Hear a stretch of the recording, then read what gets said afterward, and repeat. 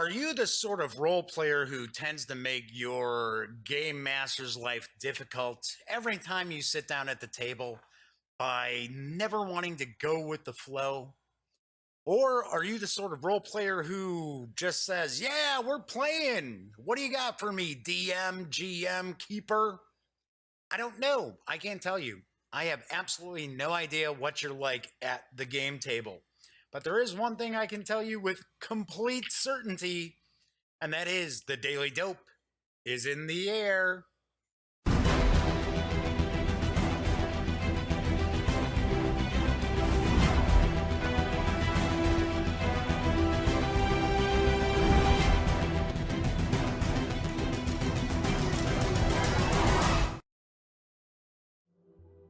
Howdy, howdy, howdy, gang.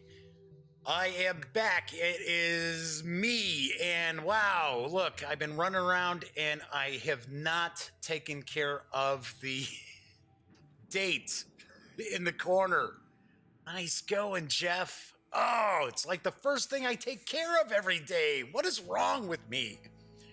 Actually, I can tell you what's wrong. I've been playing around again because if you watched yesterday's show, it was out of sync. And I did a test before I went live. Everything was fine. And then, of course, it ended up being out of sync. And I was like, what in the world is going on here? So, of course, if you watched yesterday's show, you know that I did a how to play for Twilight Struggle from GMT Games, and it was almost a 2-hour show. And when it finally rendered and I got to take a peek, sound was out of sync again, so I don't know what's going on. But anyway, I'm kind of peeking around at a couple of things here. Hold on one sec. All right, just making sure the chat's up. So anyway, I am Jeff McAleer. I am the host here at the Daily Dope, as well as the Grand Poobah of thegaminggang.com. And no, today is not the 7th. It is the 8th of February. I have a video I'll share, and maybe if I get enough time in that video, I'll go pop in and change that date real quick, the image. But anyway, so welcome aboard if you have not watched the show before. It is live. This is a live stream coming to you from the Duct Tape Studios, just outside Chicago. And I sit back and I talk about different games and so on and so forth. Some geek culture news usually. So yes, I'm telling you, that date being wrong is just completely throwing me off. So there is chat. Normally I stream on Twitch and YouTube, but today I'm only streaming on YouTube because I want to see if it's this sync issue has to do with this kind of third-party website that I'm usually streaming to, that kind of splits the stream off so I can do both YouTube and Twitch at the same time. And I thought maybe that's it. I don't know. So I did a test. Stream looked like it was in sync. Fingers crossed. There is chat through YouTube. If you happen to be tuning in and you notice that the sound is out of sync, please let me know, because that's something I can usually fix within a moment or two. And like I said, hopefully it is in sync today. Anyway, I have a review today. It's Thursday, so I like to talk about RPGs on Thursday. So I have a review of Tiny Dungeon 2nd Edition from Gallant Knight Games, or maybe I should say Gallant Knight Games, and I'll have that in just a bit. I'm going to share some thoughts about role-playing games for new role players, new gamers to the hobby, because usually on Thursdays I kind of share some thoughts and tips for game masters, and today I wanted to maybe talk a little bit about those who are not actually the DM or GM, keeper, what have you, narrator, whatever you'd like to refer to them as. So, what I've got cooking so far for tomorrow's show, I am going to review Dance of the Fireflies by Oliver Brooks from Backspindle Games and Ninja Division. look at that artwork. Man, really, really nice. So I'm going to do a review of that tomorrow. If you had watched yesterday's show and you are a wargamer, I did talk about how you can win a copy of Wing Leader Blitz, the expansion for Wing Leader. In fact, you'll be winning my copy. And I made it pretty easy. You can find out how to win if you check out the video for the How to Play Twilight Struggle, or if you take a look at last week's video on Wednesday, which was my review of This War of Mine. I tell you how you can win it that way too. Ha! I'm cheating. I'm not telling you on this show how you can win that expansion. Well, the reality is too, it's role players usually will tune in on Thursdays to check out the show. So I once again want to thank the wargamers out there. They're making Wednesday shows once they're when they're live and once they're finished rendering on YouTube. Pretty much the most popular day of the week. So what's wrong with you regular board gamers? Come on. Huh. And then I did want to mention, see, I'm talking about Wargame Wednesday. Seems like it's getting to the point where maybe I should just rename Wednesdays to GMT Games Wednesdays, because every time I turn around, the fine folks over at GMT have something new that's arrived. And yesterday's mail brought me the expansion for Space Empires 4X. It is Space Empires Replicators. So for a second, I turned it around. I thought it was upside down. So I will be unboxing this more than likely next Wednesday. And who knows? Maybe there'll be a way to win things too. I don't know. All right. So anyway, I am wearing glasses today. I apologize. You're going to be getting some glare from the various different screens and the lights that are pointing at me. And if you saw yesterday's show, I was wearing my contacts, right? So I had my contacts in, and you probably kept noticing me kind of like rubbing at my eye, kind of touching my eye. And I thought there was something wrong with my right contact. And it got to the point where my eye was watering and my sinuses, my nose was running. I even had to blow my nose off on the side here. And I think it turned out it's not the contact. I think I may have scratched my eye at some point, because I wear extended wear contacts. I usually don't take them out at night, and every once in a while that'll happen. You'll kind of scratch the surface of your eye. So I believe that was the case, because I took my contacts out as soon as I finished the show yesterday, and my eye still continued to bother me. So it's okay today.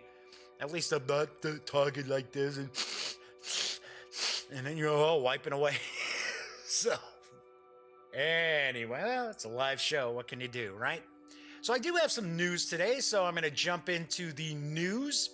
And I've got 4 items. And first off, there is a Martin Wallace design that should be on plenty of the board gamers' radars out there, because it's going to be coming from Cryptozoic Entertainment later this month.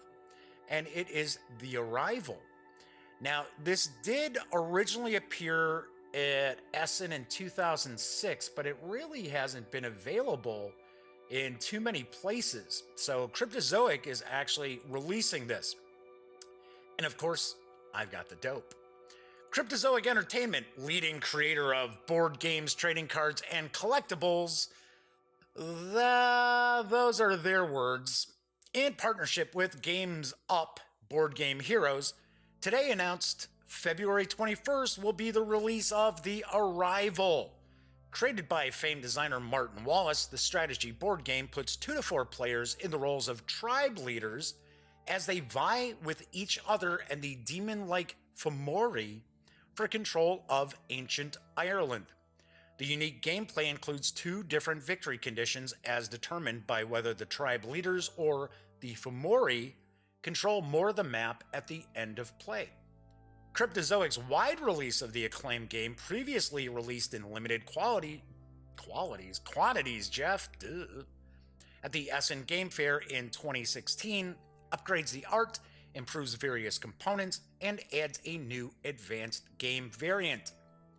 In a time long forgotten, the cruel Fomori rule over Erin, the Green Island.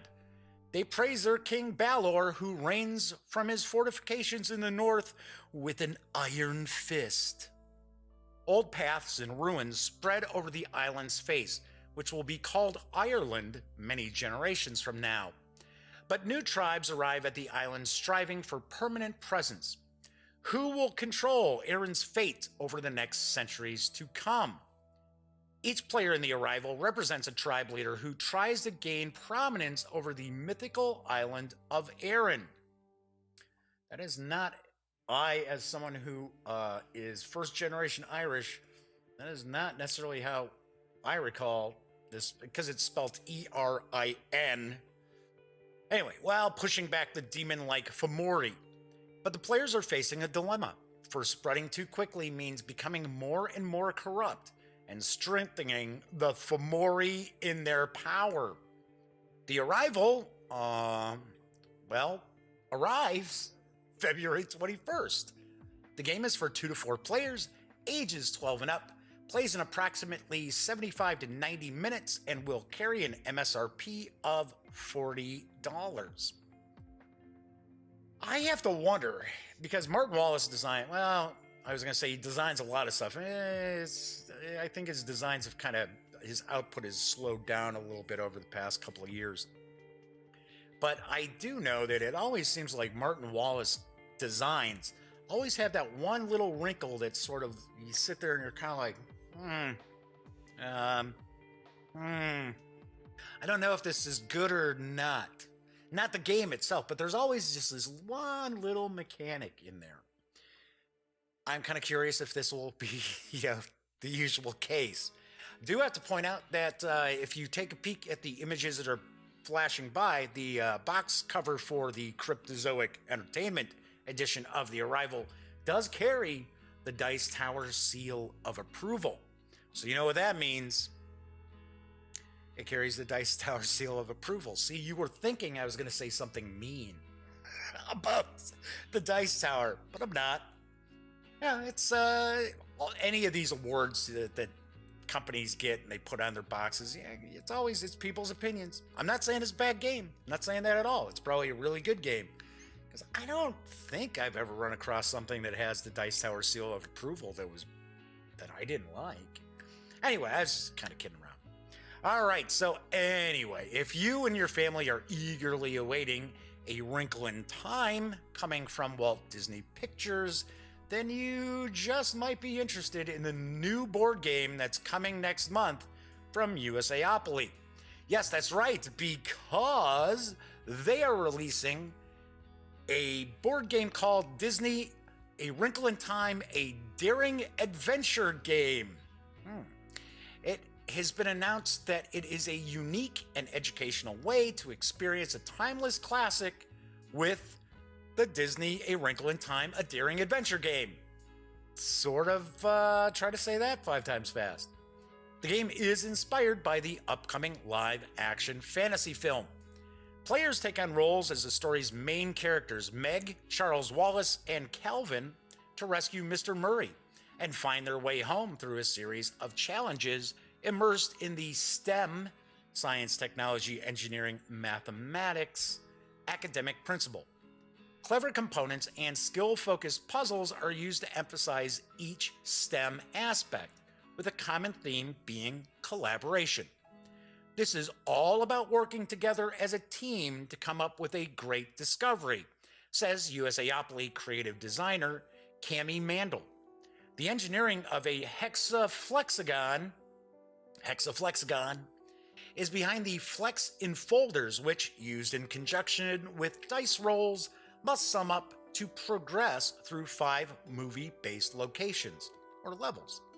A coding portion of each round relies on players' abilities to communicate and lay out an operation chain that aims to generate a successful result, after which they will use the color filtration of Mrs. Who's, wouldn't it be Dr. Who's? No, it's Mrs. Who's quizzing glasses to reveal Mr. Murray's hidden whereabouts.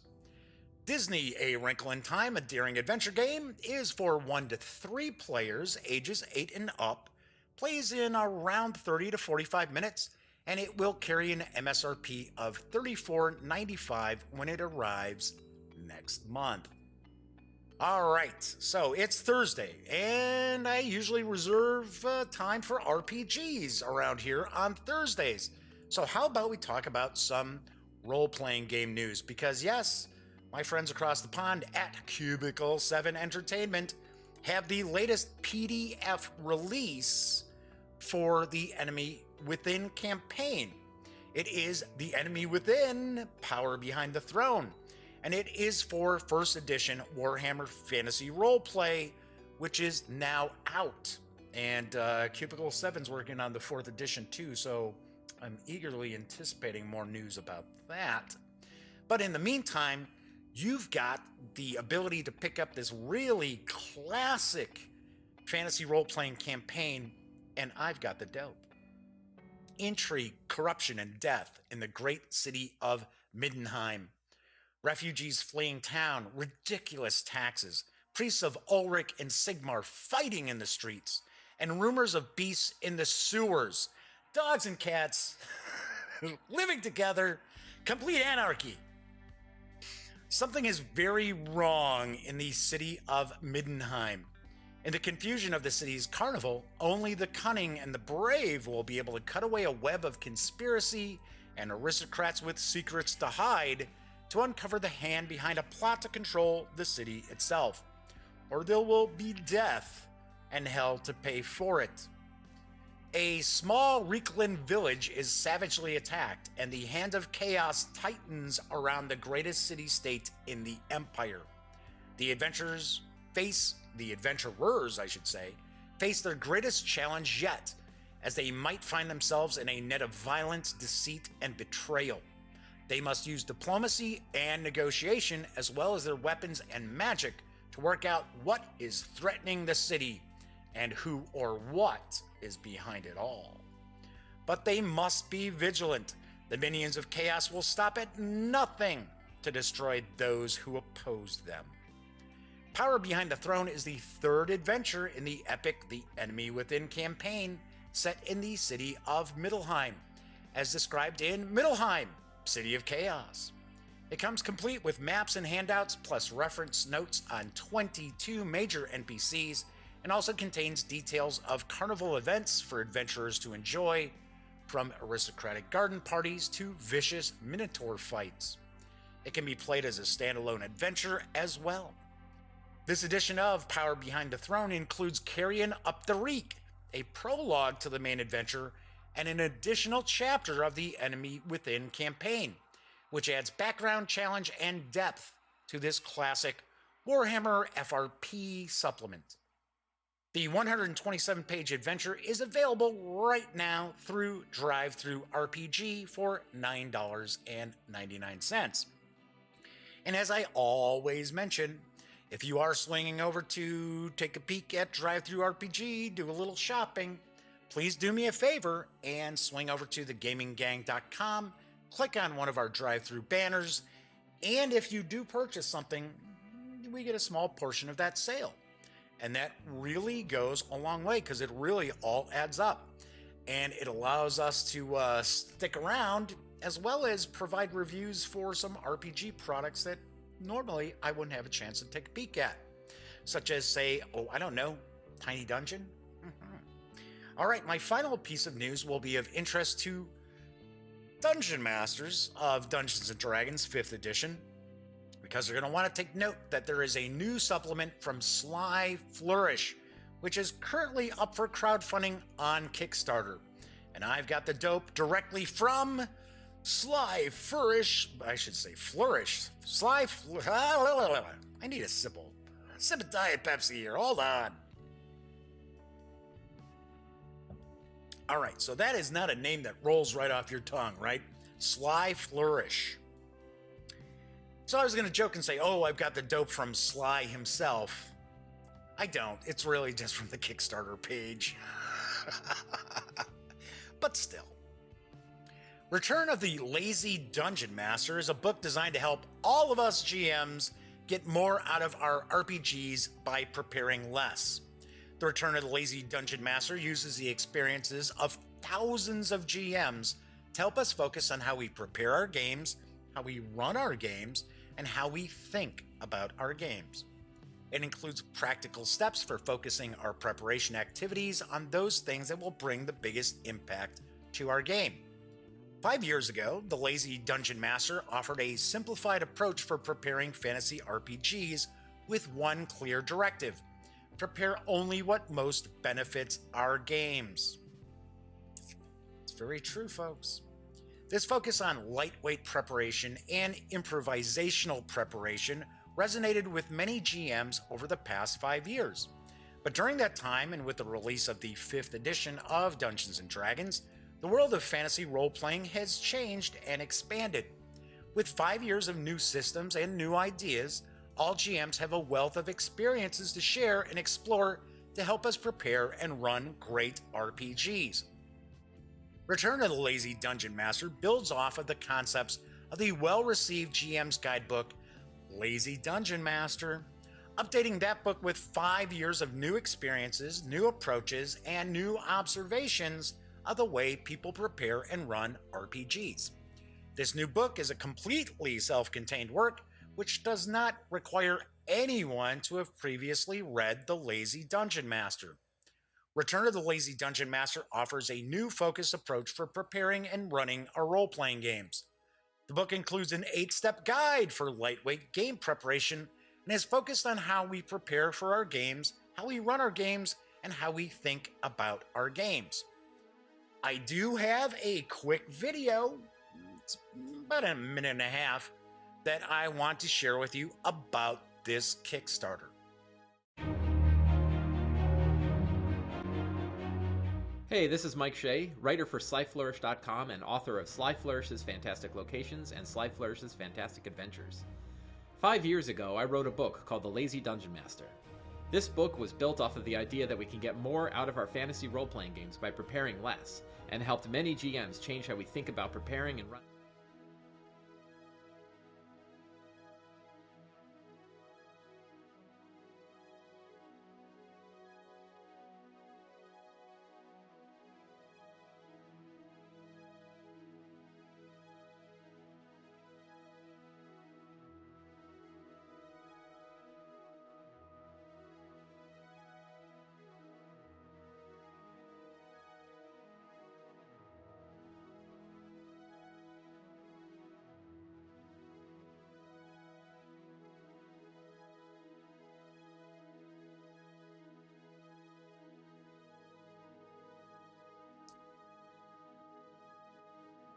Oh, for crying out loud. Girl, you had to change the date and everything. And this thing changed. Hey, this is Mike Shea, writer for SlyFlourish.com and author of Sly Flourish's Fantastic Locations and Sly Flourish's Fantastic Adventures. 5 years ago, I wrote a book called The Lazy Dungeon Master. This book was built off of the idea that we can get more out of our fantasy role-playing games by preparing less, and helped many GMs change how we think about preparing and running our own games. A lot has happened over the past 5 years, and, while the core principles of The Lazy Dungeon Master still hold up, there's more to say. That's why I am writing The Return of the Lazy Dungeon Master. This book, edited by Scott Fitzgerald Gray and designed by Mark Radel, will return to the core concepts of the Lazy Dungeon Master and rebuild them into an entirely new Lazy Dungeon Master checklist. We'll look at how we prepare for our games, how we run our games, and how we think about our games. This book isn't just one man's opinion. It's based on dozens of interviews, hundreds of resources, and the experience of tens of thousands of game masters. In order to make this book as great as it can be, I need your help. While the entire book is already written, your funding will go to the editing, design, art, and layout of the book. I hope that you'll take a look at the sample chapters offered below and join us to help the idea of this book become a reality. Thank you very much.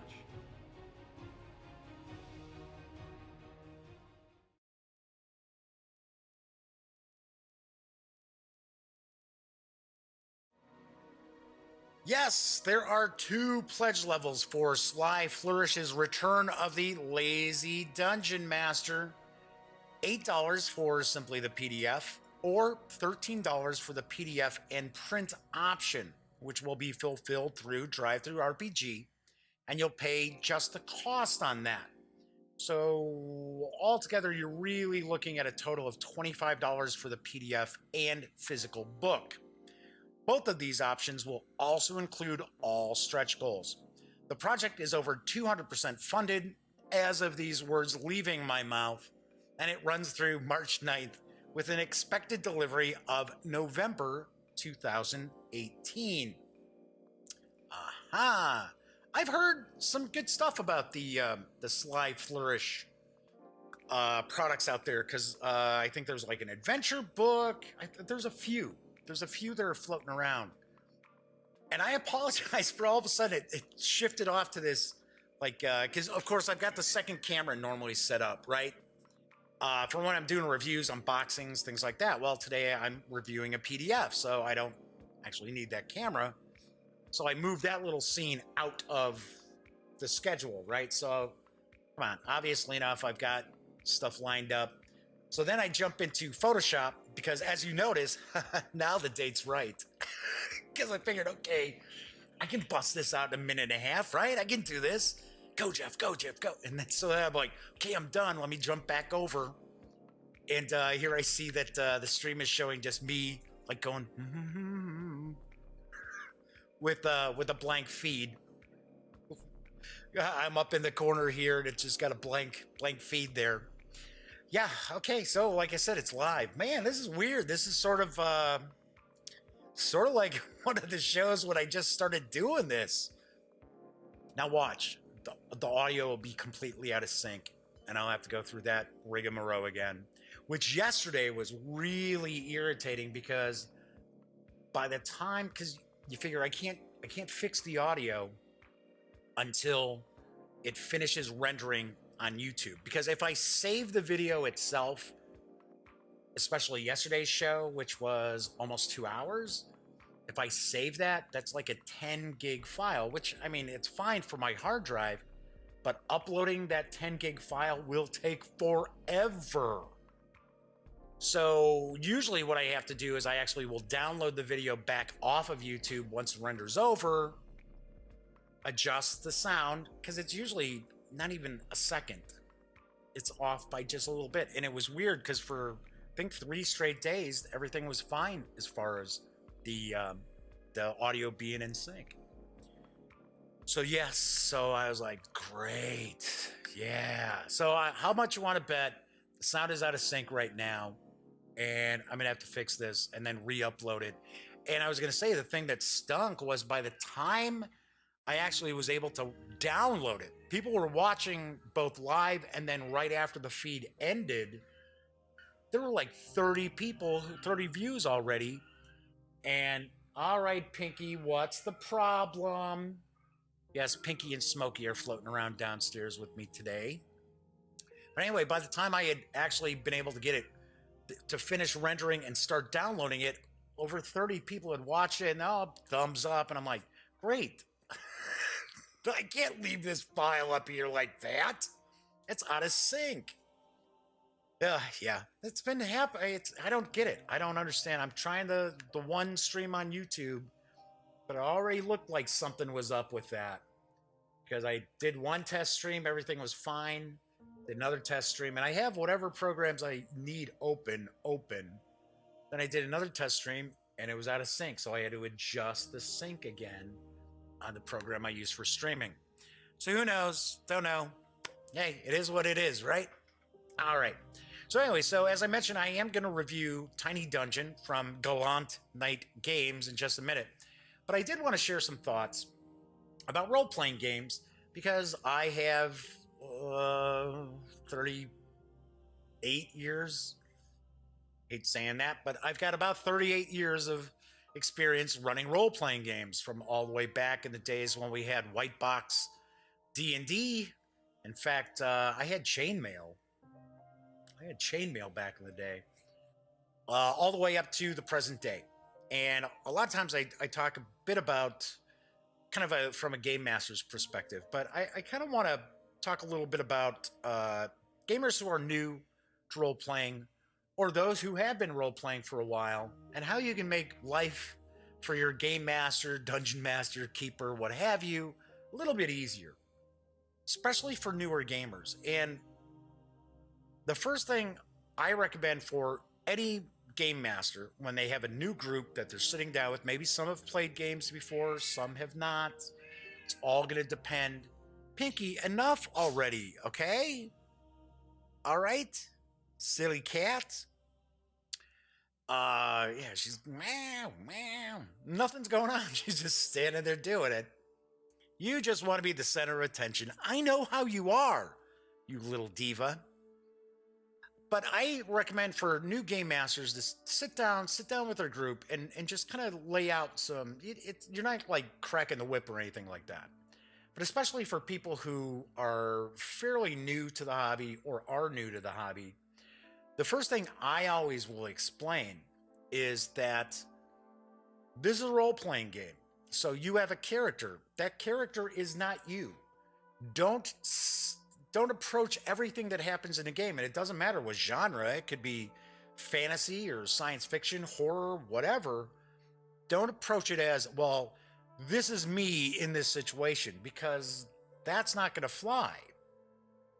You know, we're not sitting there going, yeah, dragon? Yeah, okay, come on, let's go take care of that dragon. No, of course not.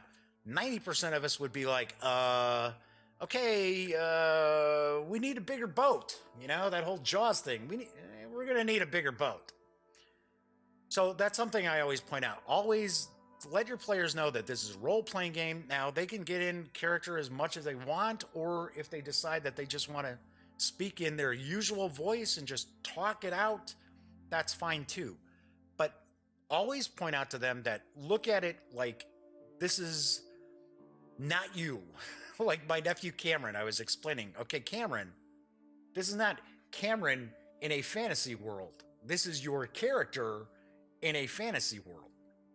So that's one of the things I point out. Something else I also like to explain to players is think of this game as a big blockbuster movie series that has an unlimited budget. Anything you can imagine could possibly be put into this movie.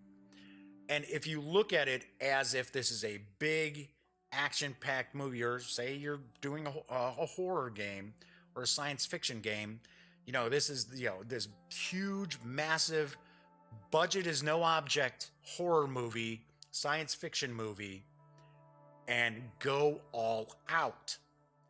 I point out a lot of times that because I'm not real keen on the whole, yes, and this kind of falls into that whole players kind of putting themselves into the role of the character as opposed to role playing that character. So, well, you know, I'm a little concerned here. I'm a little worried.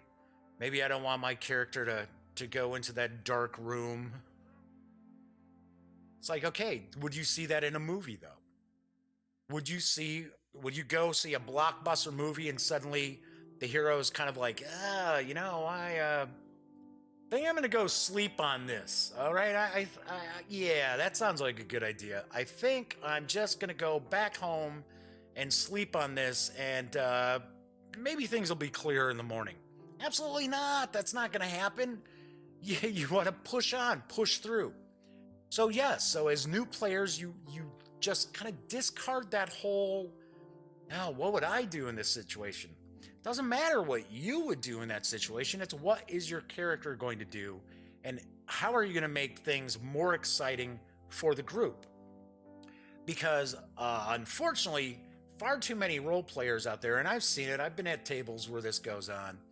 It's just simply the referee. We used to always call him the ref, so we didn't have to say dungeon master or whatever. So whoever is the facilitator, the narrator, let's say, of the game, puts out a situation, and it's just, okay, so now the players react. And okay, then that's it. Well, we've reacted to that. Now that's all we're going to do. What do you got next for us, Game Master? Try not to do that. Try to be a facilitator of the action as well. Don't just say, okay, well, I'm going to go attack that giant spider. No, just, I'm going to race up and I'm going to take my axe and I'm going to try to pound it, just kind of make it. Oh, now, I'm not saying you got to get all rowdy at the table, but give some flair. Give your character's action some flair and try to help drive the action along. Last thing I'm going to point out, and I do know shows like Critical Role are very, very popular. I don't personally watch any of the shows where people gather around the table playing games. It's not like I have anything against it.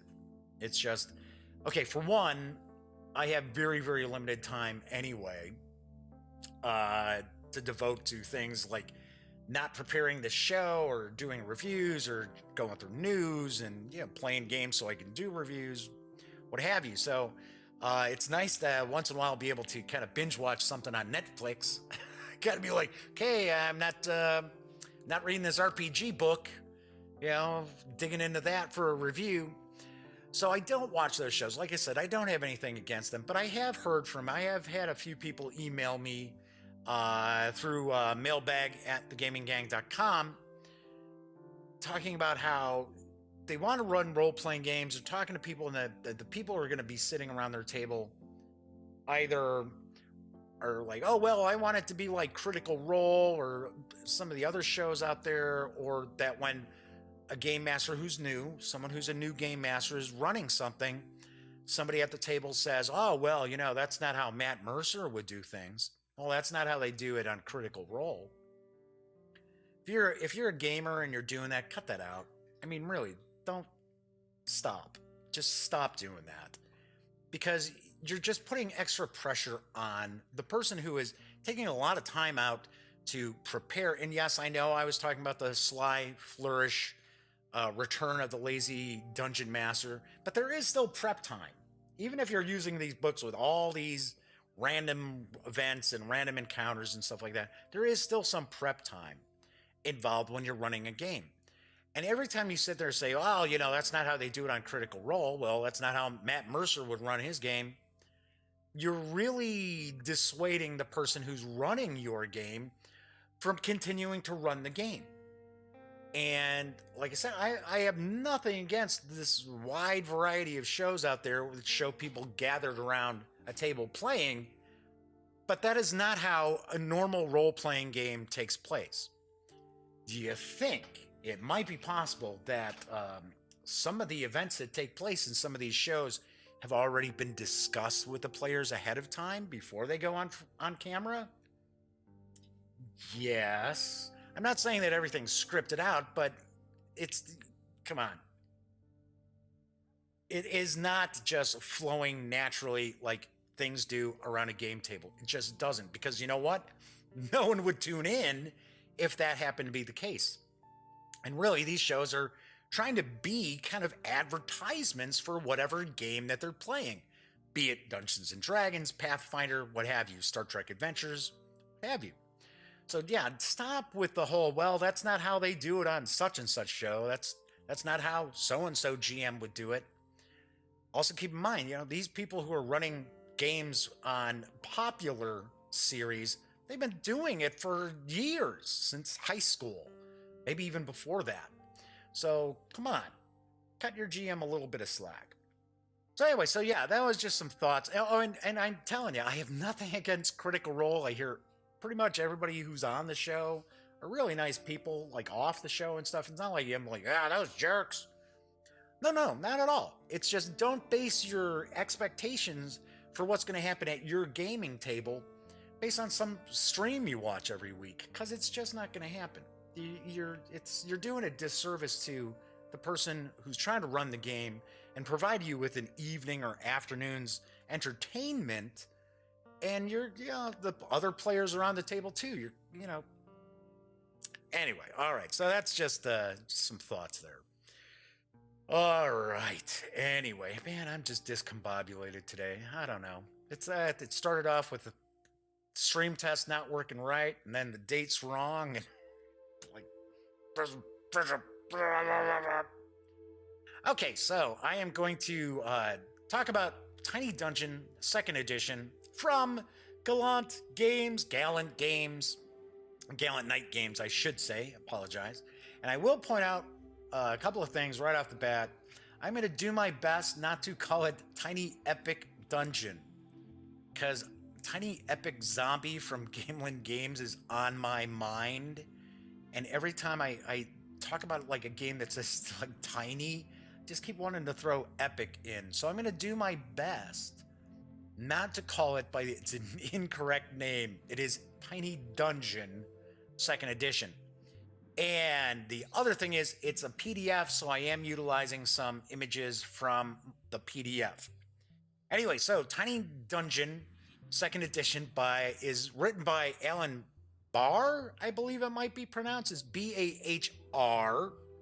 And I apologize if I got that wrong. It's also, the artwork is from Michael Leavenworth, who I believe is the cover artist. Maybe he's the artist who does all the artwork that's contained within. And then there's also art from Anthony Cornier. That's a guess, folks.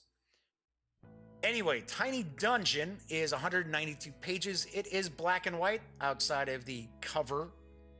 There is some red text, but to me it still means it's black and white. And it is available for $17.99 on Drive-Thru RPG. And as I mentioned before, I toss out that little caveat about, oh yeah, you know, if you're gonna go drive-thru, click on one of our banners first. Honestly, I was able to take a look at Tiny Dungeon 2nd Edition because of the credit that I've earned from folks doing that, so I definitely appreciate it. Let me grab a sip here.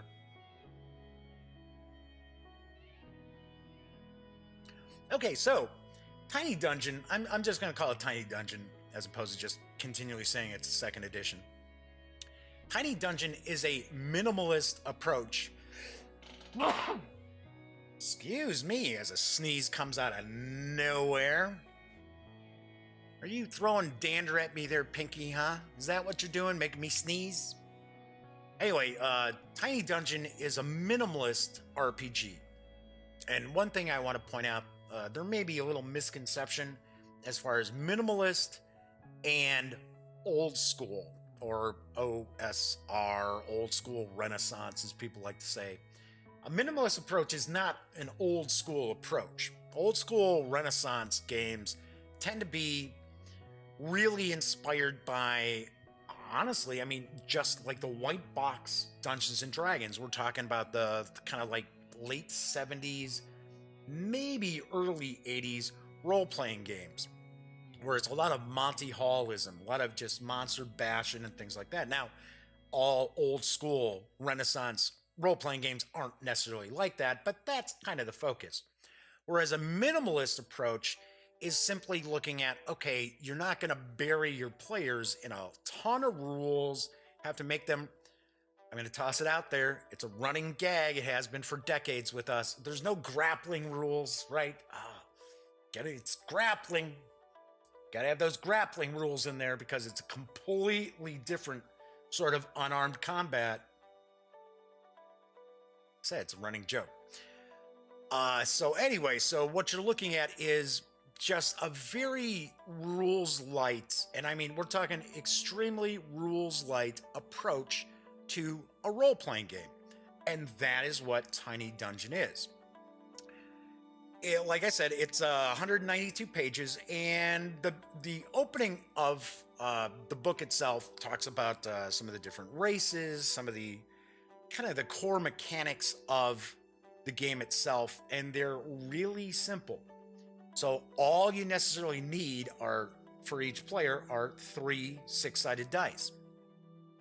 So in a normal situation, if someone is not, say, skilled in something or trained in something, they're trying to do something they've never done before, usually what you're going to do is you're going to roll 2 6-sided dice.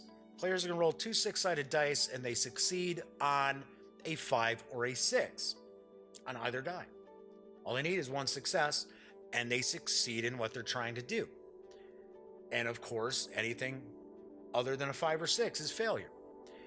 So more difficult things, a player becomes disadvantaged. So a disadvantage action or test is going to only get one six-sided die to roll. But once again, a 5 or a 6 means success. So the reality of it is, really, your character is going to have a 1 in 3 chance of succeeding, even at very difficult tasks. On the flip side of that, if someone is skilled, if somebody has a trait that's going to play into whatever test you would be making, any sort of conflict resolution of some sort, you're going to get 3 six-sided dice, and once again, all you need is a 5 or a 6 to succeed. Of course, there are some different optional rules involved as well. And of course, looking at it, you're kind of like, okay, so even though it says all you need is 1 success to be successful, someone who's running the game might say, okay, well, you rolled 3 successes, so you do something really well. Or you failed on all of your dice, so maybe your failure is a little worse than it could have been. Once again, completely up to how you want to play the game. And that's really the core of Tiny Dungeon 2nd Edition, is that it's really up to the game master and the players to how they want this game to kind of be. So that's the core mechanic, right? Just 2 six-sided dice most of the time. If it's a disadvantage, you get 1. If it's an advantage, you get 3. And that goes for pretty much all of it. It does combat, magic, scrambling up a rope, running away from whatever kind of resolutions that you would normally have in a role-playing game that requires some sort of dice roll, some sort of chance for success or failure, then obviously you're going to use that mechanic. All right, so as I mentioned, Smokey and Pinky are both floating down here, and Smokey would like to come up. Would you like to come up, Smokey? Come on. Come on, kid. Come here. Hurry up. Hurry up, hurry up. Hurry up. Come on. All right, come on. Are you coming or not? I'm not going to do this for long. She's under the table and she's kind of wondering, can I make this jump without hitting the table? Come on. There we go. Oh, yes. Hello, sweetie. Yes, there's my cat. Smokey is my cat. Pinky is not my cat. Oh, she's sort of an adopted cat. We're pals. It's okay. All right, Smokes. So you're going to relax. Don't do anything crazy. Don't mess up the stream worse than it's been so far. All right, so we're talking about, so that's really your base conflict resolution is just the 6-sided dice. Character creation's very easy as well. Because it's a fantasy game, there are a few different fantasy races, and of course we've got your traditional human and elf and dwarf. There are no halflings or hobbits. They're actually replaced fairly much by goblins. Yes, I know. Goblins. So goblins aren't necessarily evil creatures. Take that, Pathfinder and Dungeons and Dragons. So you've got those.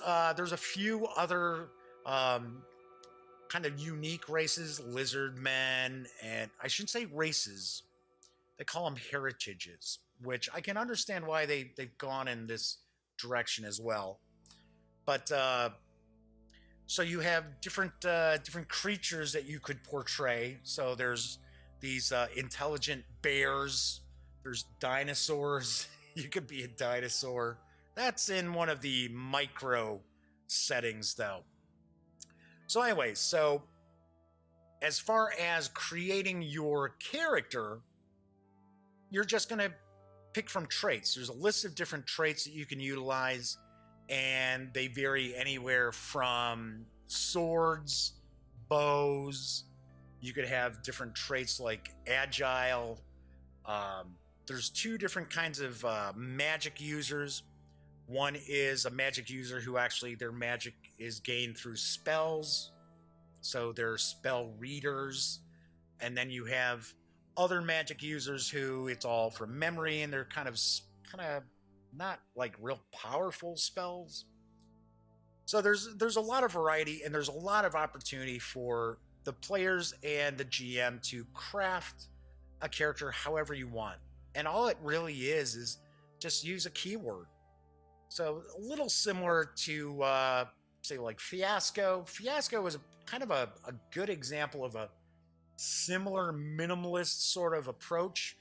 Of course, mechanically and subject matter wise, it's completely different. But once again, you're not sitting there going to have to spend an hour and a half putting together your character. So you've got that. So that whole portion of the book is maybe about 40 pages. As far as combat is also really, really simple. It's simply you're either you're close enough to hit somebody with what they call a light melee weapon, so it's pretty much a one-handed weapon. Then they have heavy melee weapons. Doesn't matter what it is. It just could be a spear, it could be a two-handed sword, what have you. They just the designer feels that, okay, so you have a little longer reach with that. And then of course you've got ranged. So in a ranged weapon could be longbow, short bow, sling, thrown daggers, darts, you name it. It's just ranged. And of course, you're simply going to roll for a successful test in combat to hit.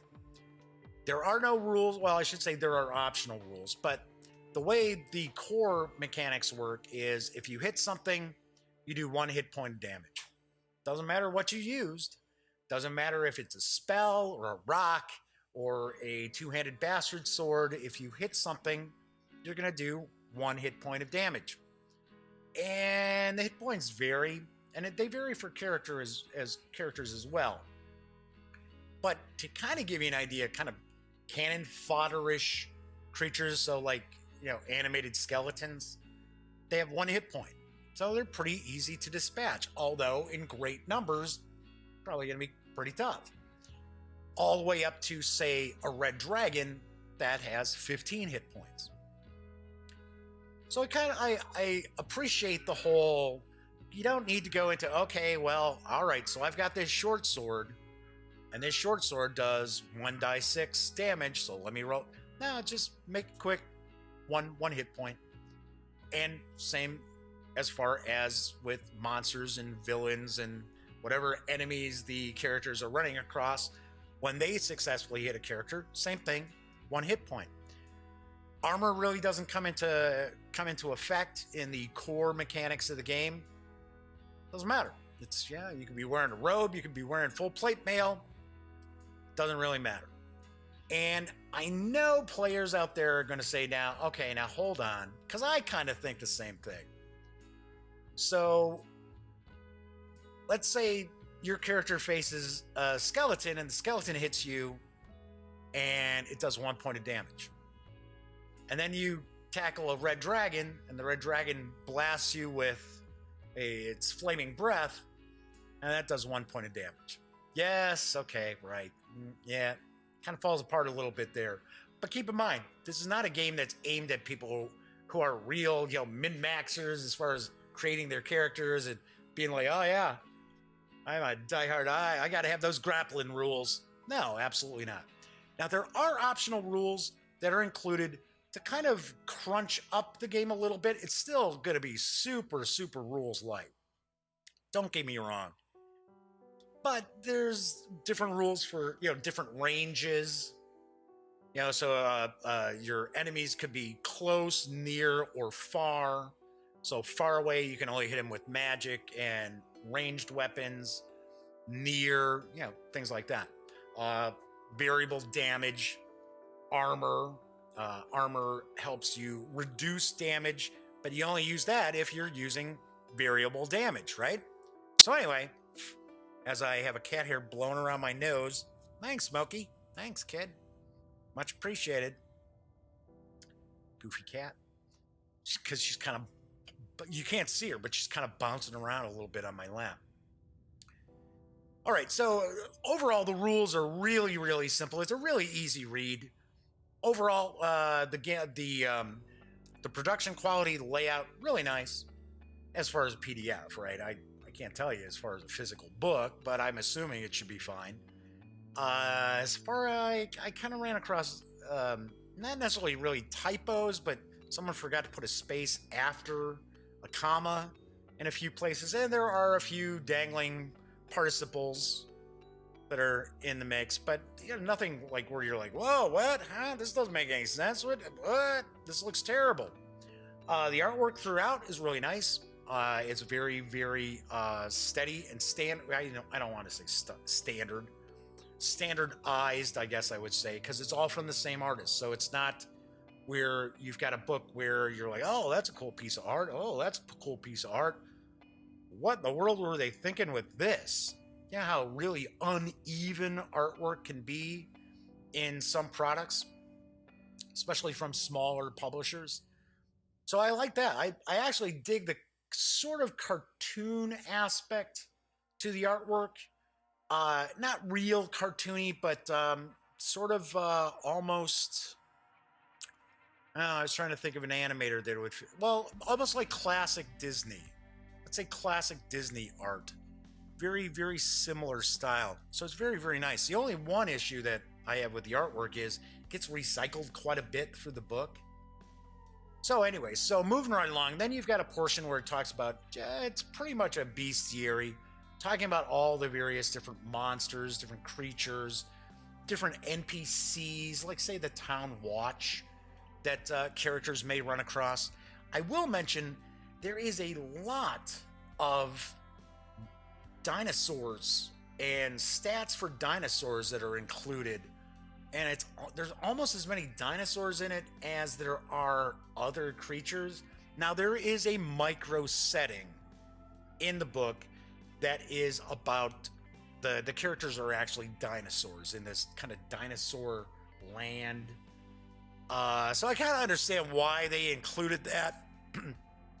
But it is kind of strange. You're sitting there and you're like, okay, oh, cool, yeah, all right. I feel like there's a good number of creatures and NPCs and things like that. Just kind of typical stuff you'd run across to give you an idea of, okay, well, I don't see a beholder in here, so how would I put together a beholder? Yeah, I mean, so there's enough to kind of give you some inspiration as far as that goes. And once again, these monsters may just have, it's going to tell you their hit points. It's going to kind of give you the level of difficulty they are, as well as just some traits that they have to give you a better feel for how that creature, NPC, what have you, actually will play when you're utilizing it in one of your games. Not tons of stat blocks or anything like that. So then you've got that portion there. Now there is a little bit about being a game master, but it's really short. And I would have liked to have seen a lot more information, a lot higher page count as far as game mastering the game, because I can really see Tiny Dungeon 2nd Edition being more for people who are not familiar with role-playing games, don't have a lot of experience in role-playing games, or possibly even, say, a parent who maybe they've got a Pathfinder group or Dungeons and Dragons group, and maybe they have younger gamers in their family and they want to kind of introduce them to fantasy role-playing without having to get into all the crunch. So I can't say that it's like you're going to see a lot of experienced game masters going, oh yeah, I got to pick up Tiny Dungeon 2nd Edition. It's more aimed at people who don't have a lot of experience. So I would have liked to have seen more info, more just thoughts about game mastering Tiny Dungeon, because it is very sandbox. There's no real kind of setting attached to it. And that's what I'll get to next, which takes up pretty much a vast majority of the book, and it is the micro settings. And there are a wide variety of different kind of settings to plug the mechanics of Tiny Dungeon into. And I'll be the first to admit, they do vary in at least in my opinion, in quality as well as interest in something that I could see wanting to run. Now, I'm not trying to knock these micro settings, because the micro settings are probably one of the bigger appeals of picking up Tiny Dungeons Second Edition. But there were some where I thought, wow, that's kind of interesting. I mean, nothing jumps out as being like, wow, this is really revolutionary. But for an example, one is that sort of like the different fantasy from, fairy tales and things like that. There's different worlds. So you've got Oz, you've got Wonderland, you've got Peter Pan, and they all kind of have like collided, kind of a mashup of all that. And I thought, oh, this is kind of interesting. And then it's only a few pages long. And then you'll see another micro setting that has quite a few pages to it, and you're reading through and you're kind of like, I don't know. But of course, all these micro settings were submitted by different authors, so I can't really fault Alan Barr as well as the rest of the gang at Gallant Knight Games, because you kind of work with what you get, right? But yeah, so I have to point out that the micro settings are kind of hit or miss. There's another one that's pretty cool too, and obviously, being my age, I played the different Dungeon Keeper games and things like that. So there is one micro setting that I thought was like, oh yeah, I like this. This is pretty cool. And of course, it's flipping the script, where your characters are the monsters and the villains, the big baddies, are actually the heroes coming into your dungeon to go, grab all your loot and magical items and all these other things. So yes, I thought that one was pretty cool too. But once again, then it turns out to be kind of shorter than some of the other micro settings that are just sort of like, yeah, I guess that's okay. And that pretty much is the entire book. Now, there are, as I mentioned before, there are quite a few different optional rules that can utilize to kind of beef up the mechanics of the game, and they're pretty interesting. And there's various different kind of like random adventure generator, give you ideas on how to kind of quickly jump into something. So all in all, as I started to kind of mention, I like Tiny Dungeons Second Edition. I think it's really well put together. But it's going to be aimed at a particular audience. So, as I said, I don't really see someone who's heavily invested into various different role-playing games picking this up. Even if, say for an example, somebody's like, oh yeah, we're big Traveler players, but I'd like to try some fantasy. Picking up Tiny Dungeon, I don't really kind of see it. I don't see people who are playing some sort of game that's got a little more crunch mechanically to it, rules-wise, going towards Tiny Dungeon Second Edition. Like I said, I think it's more towards people who are interested in learning about the hobby, picking up something for like, one shot or just maybe a story arc. I can't really imagine playing entire campaigns based on this system. For one, the core rules really don't address any sort of character advancement or anything like that. There are optional rules, don't get me wrong, so they're in the book. But I don't see, sitting there and playing, wow, we're playing this big, long 2-year campaign with Tiny Dungeons Second Edition. But that doesn't mean it's bad. I'm just saying it's not going to appeal to people who are already heavily invested in the hobby.